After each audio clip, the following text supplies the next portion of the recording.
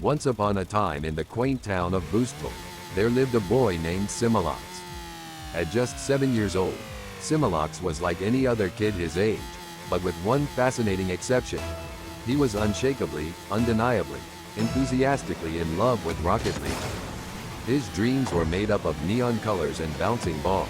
His chatters included words like aerials, flicks, and epic saves. He loved the game more than vegetables loved being evaded by children, or so he often declared to anyone who'd lend an ear. Simoloks' love for Rocket League had a peculiar side effect. His imagination was so powerful that he began viewing the world through the prism of the game.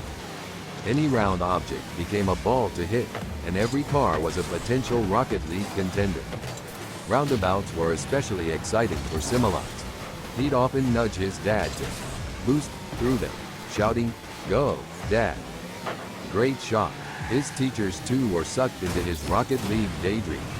One day, during math class, when his teacher, Mrs. Engel, questioned the diameter of a circle, Simoloks responded with zest, "Oh, that's the size of the Rocket League ball, right?" His response led to an outbreak of giggles, leaving Mrs. Engel pink-cheeked and puzzled. Then came the infamous incident at the Boostful annual fair.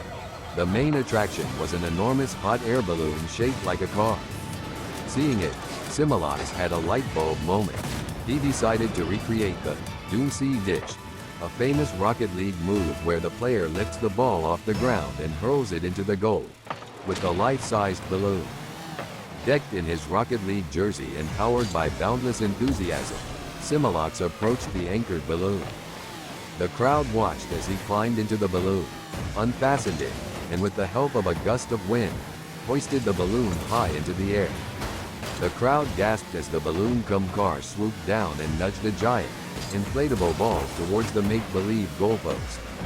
The balloon's aim was far off. Instead, the ball bounced off the balloon and landed in Mrs. Perkins' award-winning apple pie stand. The stand tumbled, and apple pies catapulted into the air, transforming the fair into an impromptu food fight. When the dust settled, everyone was splattered with apple pie, but laughter soon replaced the initial shock. Despite the mess, Simoloks became a local legend, fondly known as the pie shot kid. Adults would point at him and warn their children in jest, "Don't you go playing Rocket League in real life like Simoloks." Meanwhile, his peers would greet him with awe-inspired high fives. Simoloks did have to clean up the pie stand as an apology to Mrs. Perkins. While cleaning, he couldn't help but chuckle. "Well, at least my accuracy in the game is better." His dad, watching him, shook his head but couldn't suppress his laughter. "Oh, Simoloks, you and your Rocket League." Although his enthusiasm often led to funny mix-ups, everyone in Boostful came to love Simoloks' fervor for Rocket League.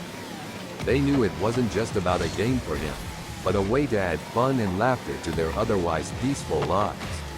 And so, Simoloks continued to live, laugh, and love Rocket League, spreading cheer and occasional chaos wherever he went, creating stories that Boostful would fondly recount for years to come.